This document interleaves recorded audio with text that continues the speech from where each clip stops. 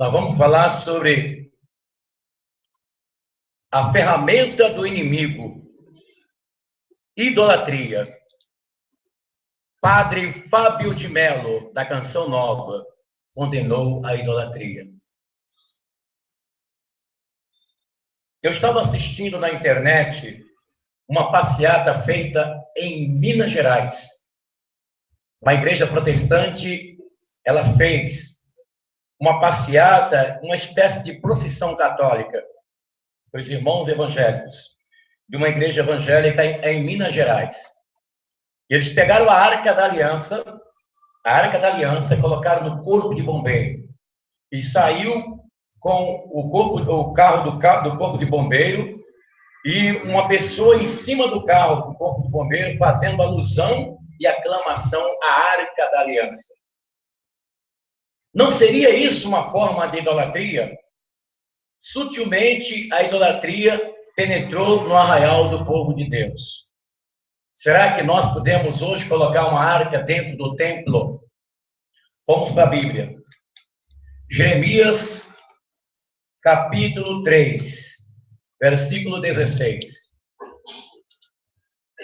Nós não podemos, nós, povo de Deus, da igreja presente, não podemos colocar a arca dentro do templo. Das nossas reuniões, nós não podemos. Por que nós não podemos? Vamos aqui para o capítulo 3, versículo 16 do livro do profeta Jeremias. Preste atenção. Quando vos multiplicardes a numerosos, os tornardes na terra, naqueles dias, diz o Senhor, não mais se falará da arca da aliança do Senhor, e nem mais pensará nela, perdendo-se a lembrança e a saudade, nem a ela se há de referir. Então, vocês observam aqui, esta palavra dita pelo profeta Jeremias, dirigindo-se à nação de Israel, antes de Cristo. Já o profeta, usado por Deus, exortou o povo de Israel para que não utilizasse a arca. Isso para Israel. Hoje, a igreja de Jesus não poderia usar a arca de maneira nenhuma dentro do templo para nada. Primeiro porque a arca estava ligada aos judeus, e nós não somos judeus. Nós somos igreja de Jesus, e dentro do contexto bíblico, nós somos gentios. E para os judeus, os gentios, ou seja, as pessoas que não são da comunidade judaica, eram considerados como impuros. E jamais seria permitido pelo próprio judeu, ou por Moisés, ou pelos profetas, pelo arraial de Israel, que nós usássemos a arca para qualquer finalidade. Não poderíamos fazer isso pelo fato de estarmos numa dispensação diferente daquela da qual a arca foi instituída quando Moisés o fez por orientação de Deus para a nação de Israel. Então, hoje, nenhuma igreja pode usar a arca para fazer veneração, para fazer, porque qualquer situação semelhante seria um ato de idolatria. E até mesmo a Igreja Católica está também praticando isso. Uma Igreja Católica, Apostólica Romana de Araguaia, na cidade de Araguaia, aqui no Brasil, ela também fez uma procissão dentro do santuário com a arca, com os dois querubins e o Santíssimo no meio. Olha que absurdo. Os dois querubins na arca, no compartimento, e com o Santíssimo no meio. O que é o Santíssimo, pessoal? O Santíssimo é uma subliminar adoração a Baal, a Deus Sol, que a igreja tradicional faz nas suas cerimônias.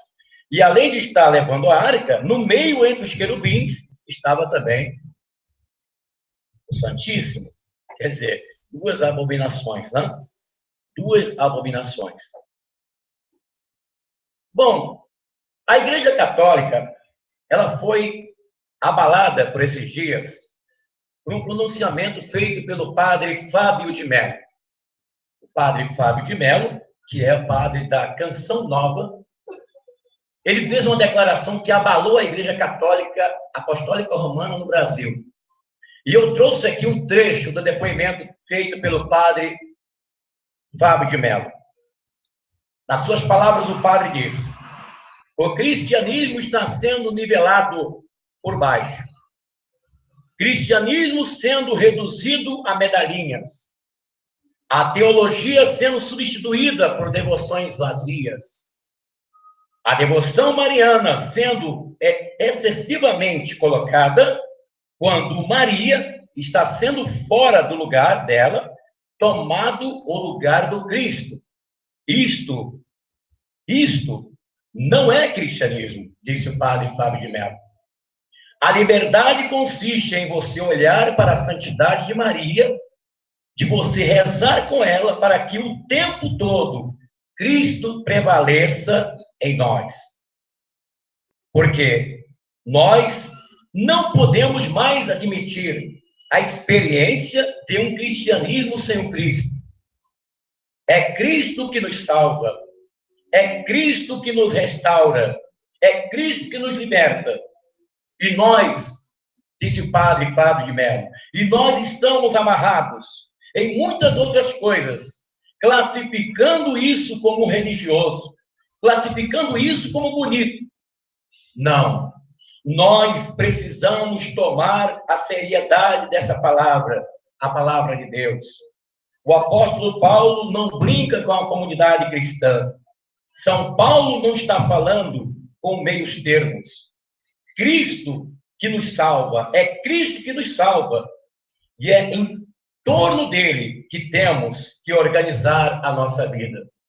E finalizando, ele diz: nossa experiência cristã seja mudança de mentalidade. Depois dessa palavra dita pelo padre Fábio de Mello, que deu um impacto muito grande nas comunidades católicas do Brasil, que até agora está se falando. E o padre corre até o risco de ser excomungado por causa dessa declaração que ele fez, que está exposta na internet. Idolatria. O que é isso? Idolatria é o ato de adorar e venerar ídolos. É um pecado terrível que nós cometemos diante de Deus quando o fazemos. O que diz o Senhor sobre a idolatria? Vamos para a Bíblia. Capítulo 20 do livro de Êxodo, o segundo livro da Bíblia. Quando Deus, através de Moisés, o legislador hebreu, no Monte Sinai, deu os mandamentos, o decálogo contendo os 10 mandamentos, dizendo: não terás outros deuses diante de mim, não farás para ti imagem de escultura, nem figura do que está em cima dos céus, nem embaixo sobre a terra, ou nas águas debaixo da terra. Não se prostrarás diante dela, não se prestarás culto. Eu sou o Senhor teu Deus, um Deus zeloso, que vingo a iniquidade dos pais nos filhos, dos netos e dos bisnetos, daqueles que me odeiam, mas uso de misericórdia até a 1000ª geração, com aqueles que me amam e guardam os meus mandamentos. Também nós vamos aqui para o livro de Levítico, terceiro livro da Bíblia, capítulo 26, versículo 1. Diz assim: não fareis ídolos, não levantareis estátuas, nem estelas, não poreis em vossa terra pedra alguma adornada de figuras, para vos prostrar diante dela, porque eu sou o Senhor vosso Deus. Quem usava pedras para se prostrar como deuses, como na prática do panteísmo? Eram os egípcios que faziam isso. E vocês sabem que Israel ficou 400 anos no Egito e aprendeu as práticas abomináveis daquela terra. E por isso que Deus estava, através de Moisés, orientando para que eles não fizessem conforme os egípcios faziam. Bom, aí surge a pergunta: o que devo fazer com os meus ídolos? Abrindo parênteses, note bem, no Brasil existe uma lei, o Código Penal. Você não pode destruir símbolos ou símbolos de adoração de outras religiões, de outras pessoas, sem a permissão da mesma, é claro. Você não pode, isso chama-se vilipêndio no Código Penal. Você não pode destruir imagens das pessoas de religião, ou de igreja, ou de espiritismo, ou de budismo. Você não pode fazer isso, você estará cometendo um crime. Mas você, pessoalmente, se você quiser, será que você pode desfazer? O que você tem que fazer com os seus ídolos? Resposta está na Bíblia. o capítulo 6 do livro de Juízes. O capítulo 6, versículo 27 a 32. Vamos ler.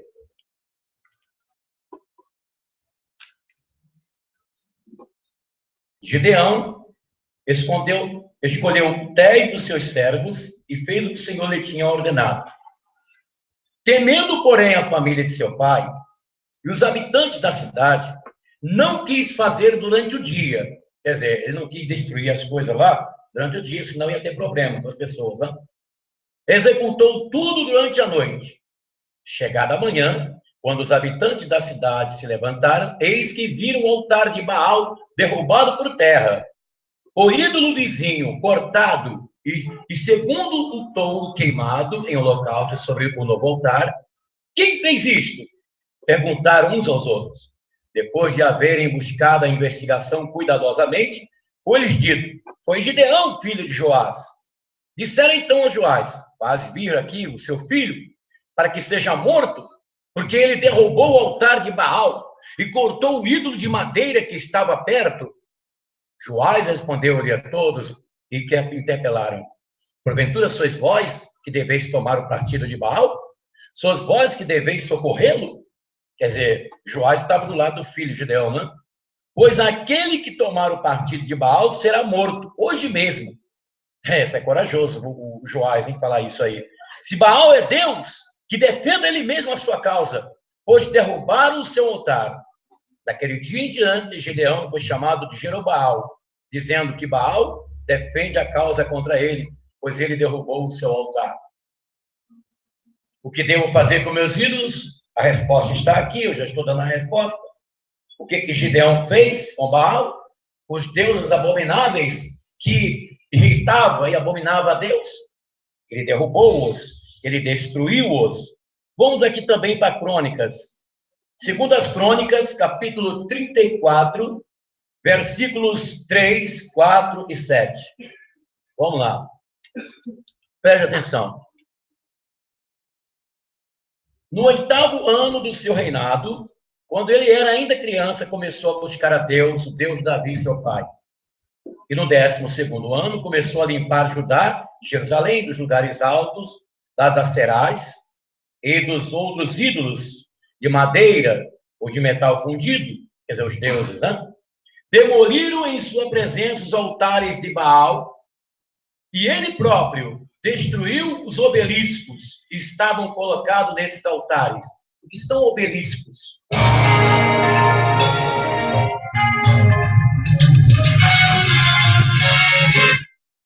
Desculpa, pessoal, aqui teve uma ligação aqui. É que nós controlamos tudo aqui, né? É que nós controlamos tudo aqui. Quer dizer, nós não temos um controle de áudio, não tem alguém controlando, é nós que controlamos aqui. E escapuliu aqui, eu nem sabia de onde vinha, mas descobri aqui, tudo bem. Vamos lá. Vamos aqui para a palavra de Deus.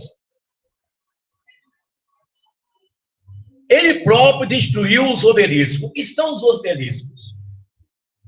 Aqui mesmo em São Paulo, aqui em Ibirapuera, próximo ali ao Chafariz, quando você desce ali a 23 de maio, tem ali um obelisco, que é uma torre no formato de pirâmide.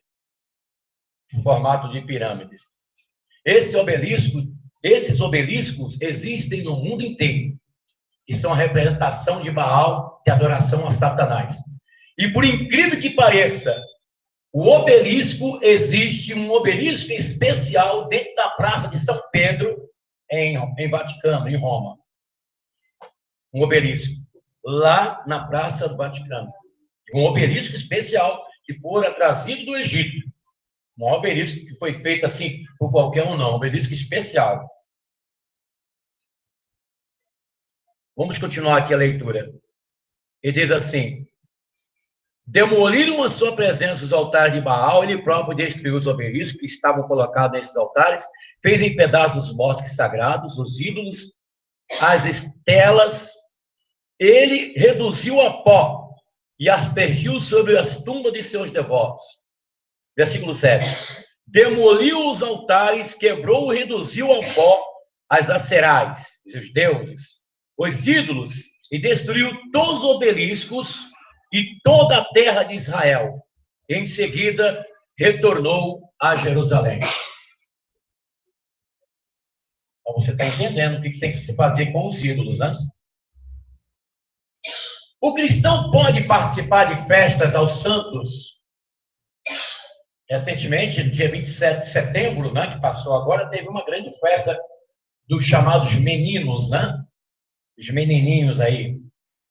Você, que é de Deus, pode participar da festa dos meninos, dos menininhos que são venerados do outro lado?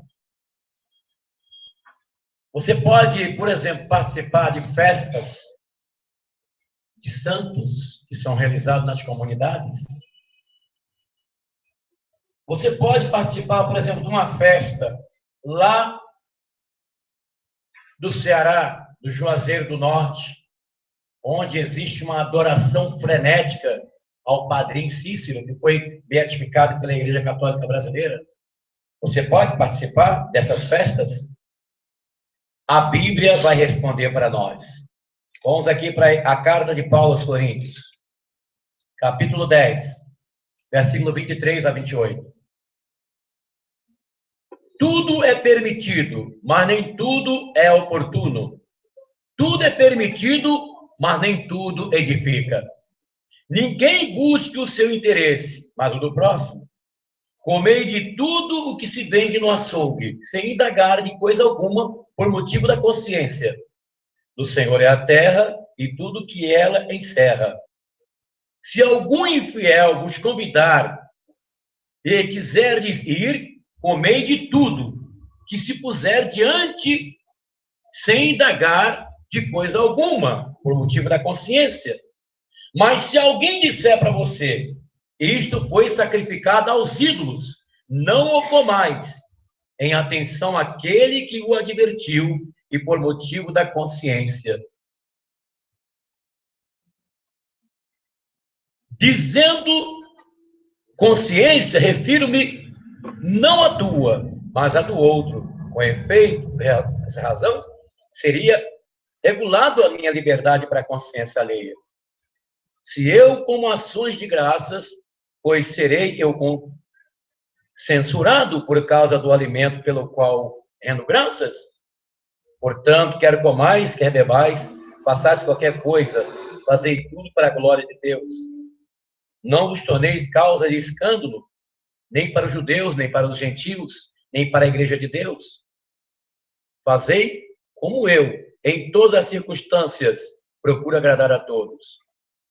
Então, você observou aqui que não é qualquer festa, não é em qualquer lugar que você pode participar. Às vezes você não pergunta, mas você sabe que é uma festa oferecido a alguém. Então, você não pode participar daquela festa. A Bíblia está dizendo isso. Paulo está falando, não pergunte.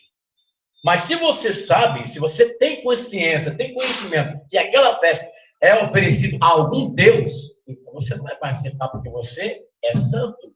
Você foi chamado para ser santo. Está escrito na Bíblia, sede santos como eu sou santo. O que quer dizer a palavra santo na Bíblia? Quer dizer separado. Separado do mal. Então você quer que o mal seja destruído na sua vida? Essa ferramenta que Satanás utiliza para desgraçar a vida do povo de Deus, chamada idolatria, você tem que se afastar disso. Você tem que se afastar disso. O cristão pode participar de festas? Vamos continuar aqui, segundo os Coríntios. Segundo os Coríntios, capítulo 6, versículo 14 a 18. Não vos prendais ao mesmo jugo com os infiéis. Que união pode haver entre justiça e iniquidade? Ou que comunidade, ou seja, que comunhão entre a luz e as trevas? Que compatibilidade pode haver entre Cristo e Belial? Ou que acordo entre o fiel e o infiel? Como conciliar o templo de Deus e os ídolos? Porque somos o templo de Deus vivo, como o próprio Deus diz. Eu habitarei e andarei entre eles, serei o seu Deus e eles serão o meu povo. Portanto, saia do meio deles e separai-vos, diz o Senhor. Não toqueis no que é impuro, e eu vos receberei. Serei para vós um pai, e vós sereis para mim filhos e filhas, diz o Senhor Todo-Poderoso. Então você não pode participar de festa de santo. Ah, mas a comunidade fez uma festa ali, o meu padrinho faz parte e eu não posso. A Bíblia diz que não. Se você quiser compartilhar com as festas relacionadas a outros deuses, você vai ter problema. Não problema com o líder da comunidade, não problema com o Papa Francisco, você não vai ter problema com o pároco da sua comunidade, você vai ter problema com Deus. É com Deus que você vai ter problema. Porque ele recomenda para você não participar. O que acontece com as pessoas que praticam a idolatria? Apocalipse, capítulo 14, versículo 9 e 11. O terceiro anjo seguiu dizendo em alta voz: se alguém adorar a fera e a sua imagem, e aceitar o sinal na fronte, na sua mão, há de beber também o vinho da cólera divina, o vinho puro deitado no cálice da sua ira, e será atormentado pelo fogo e pelo enxofre diante de seus santos e anjos. A fumaça do seu tormento subirá pelos séculos dos séculos. Não terão descanso algum dia e noite esses que adoram a besta e a sua imagem, e todo aquele que acaso tenha recebido o sinal no seu nome. O que vai acontecer com as pessoas que praticam idolatria, que adoram ídolos? Capítulo 21 do livro do Apocalipse, palavra no grego que quer dizer revelação, capítulo 21, versículo 8. Vamos ler aqui. Diz assim, a palavra de Deus: os tíbios, os infiéis. Os tíbios aqui são os idólatras, os infiéis, depravados, homicidas, impuros, maléficos, idólatras, todos os mentirosos, terão como quinhão o tanque ardente de fogo e enxofre, que é a segunda morte. Eu tenho certeza absoluta que todos vocês que estão aqui nesta noite não querem irem para este lugar. Vocês não querem chegar neste lugar chamado inferno. E os que praticam idolatria, pessoal, a Bíblia diz de uma forma direta e reta e explícita que irão para o lago que arde com fogo e enxofre. Eu vou repetir o versículo do capítulo 21, versículo 8 do Apocalipse. Os tíbios, os infiéis, os depravados, os homicidas, os impuros, os maléficos, os idólatras e todos os mentirosos terão como quinhão o tanque ardente de fogo e enxofre, que é a segunda morte. A coisa é muito séria. É mais séria do que você possa imaginar. Talvez você diga agora, mas eu aprendi que eu tenho que ser devoto de fulano. Eu, quando fui crismado, quando fui batizado, minha madrinha, meu padrinho disse que eu sou o meu santo de batismo é Santo Expedito, é o fulano, é o ciclano. Sabe qual é o seu santo? A partir de agora, vamos aqui para o livro de Isaías. Você vai descobrir quem é o teu santo, se você quer entrar nos céus. Capítulo 46 do livro do profeta Isaías, versículo 9 e 11. Recordai-vos de que se passou outrora. Só eu sou Deus e não há nenhum outro. Eu sou Deus e ninguém me é semelhante, diz Yahvé, diz o Deus de Israel. Desde o princípio, eu predisse o futuro. Anuncio antecipadamente o que ainda não se cumpriu. Meu plano se realizará, executarei todas as minhas vontades. Chamo do Oriente uma ave de rapina, e de uma terra longínqua, o homem dos meus desígnios. O que disse, executarei, e o que concebi, realizarei. Isaías, capítulo 46, 9 e 11. Agora tem outra passagem aqui no livro de Baruque. No livro de Baruque, capítulo 3, versículo 32 e 37. Diz assim: Somente aquele que tudo sabe e conhece, e por efeito da sua prudência se descobre. Aquele que criou a terra para tempos que não findam. Aquele que de animais o povoou. Aquele que lança o relâmpago e faz brilhar, que o chama e ele, e bramindo, obedece. Brilham em seus postos as estrelas e se alegram. Chamam e responde, aqui estamos. E jubilosos refuga para o seu Criador. Ele é o nosso Deus, o que criou os céus, que criou a terra. E quando Deus chamou Isaías, ele disse, olha, eu preciso de você, Isaías. Eu preciso que você vá ao encontro do meu povo para falar a minha palavra. Isaías disse, olha, como eu irei fazer isso? Porque eu sou um homem de cruz lábios e habito no meio de um povo. Mas ele declarou, depois que o anjo desceu com uma tenaz e me purificou, eu vi o Senhor dos Exércitos. Eu vi o Yahvé de Israel, como serafins e arcanjos, anjos que estavam ao redor, dizendo de dia e de noite, Santo, Santo, Santo, é o Senhor dos Exércitos. A terra está cheia de sua glória.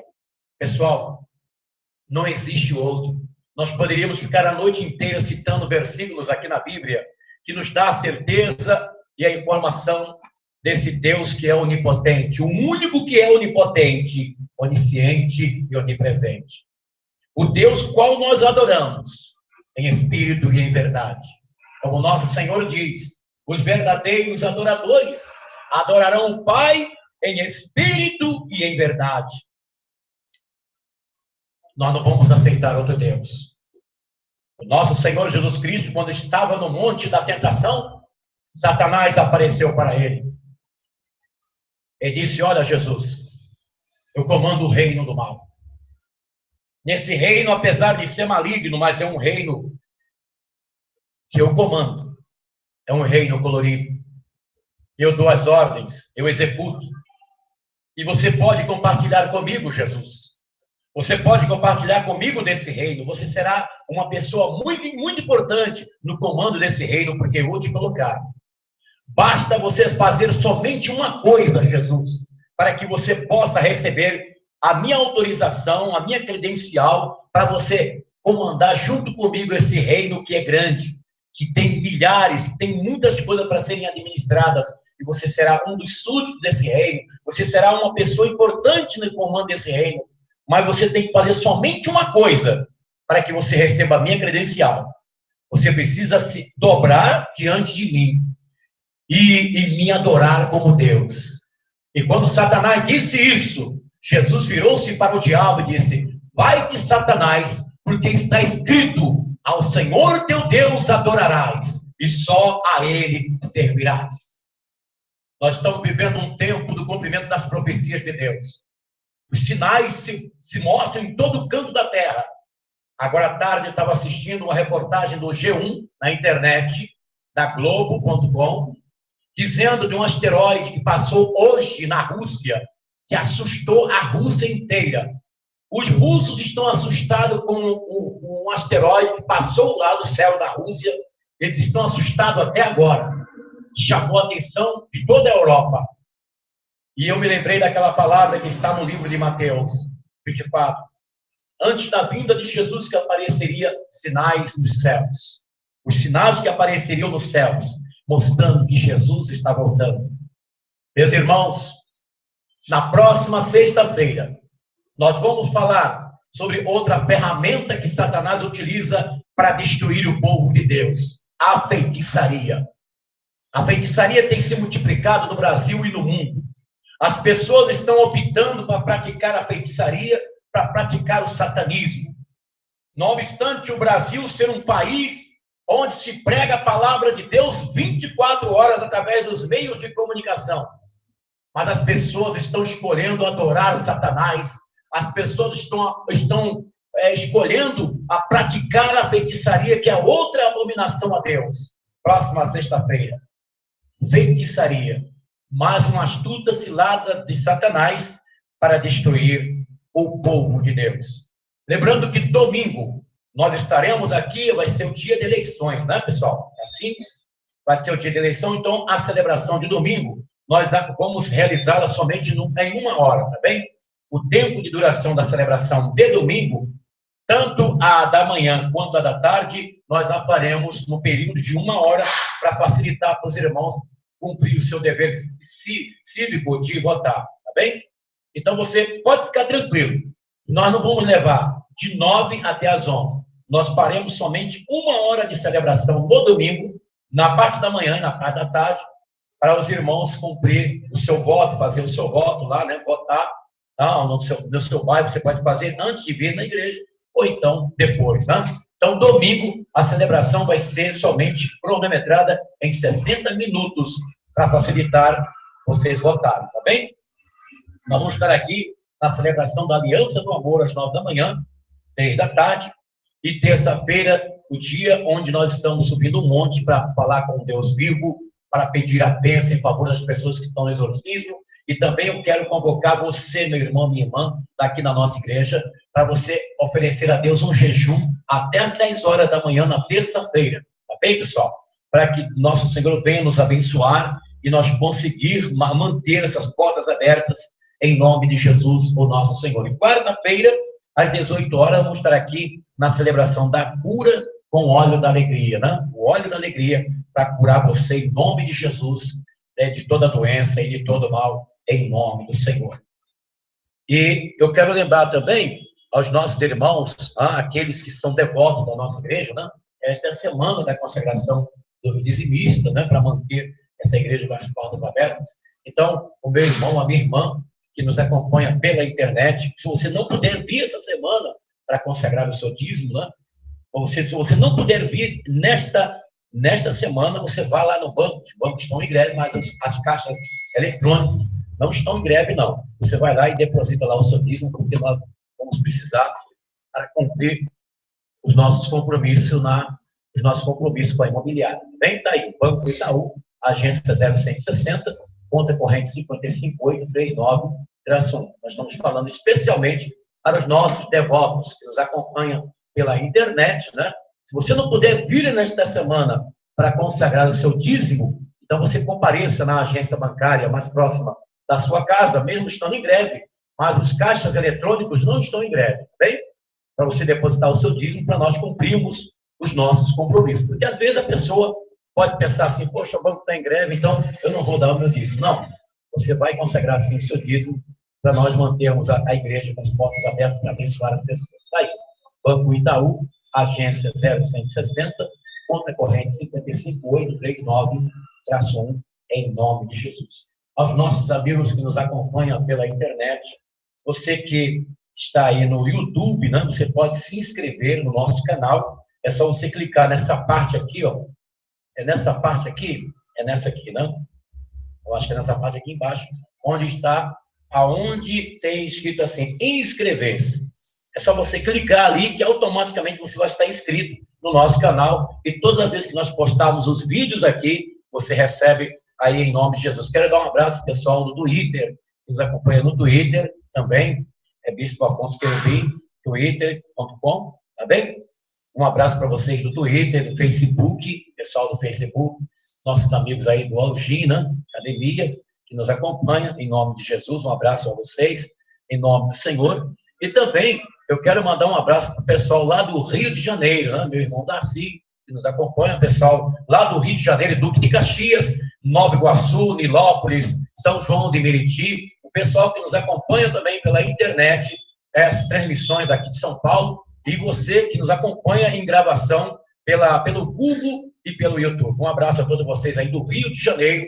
Brevemente vamos estar aí, em nome de Jesus, para rezar pelos cariocas, em nome de Deus, em nome do Pai, do Filho e do Espírito Santo. A qualquer momento, eu vou estar por aqui, trazendo para você a palavra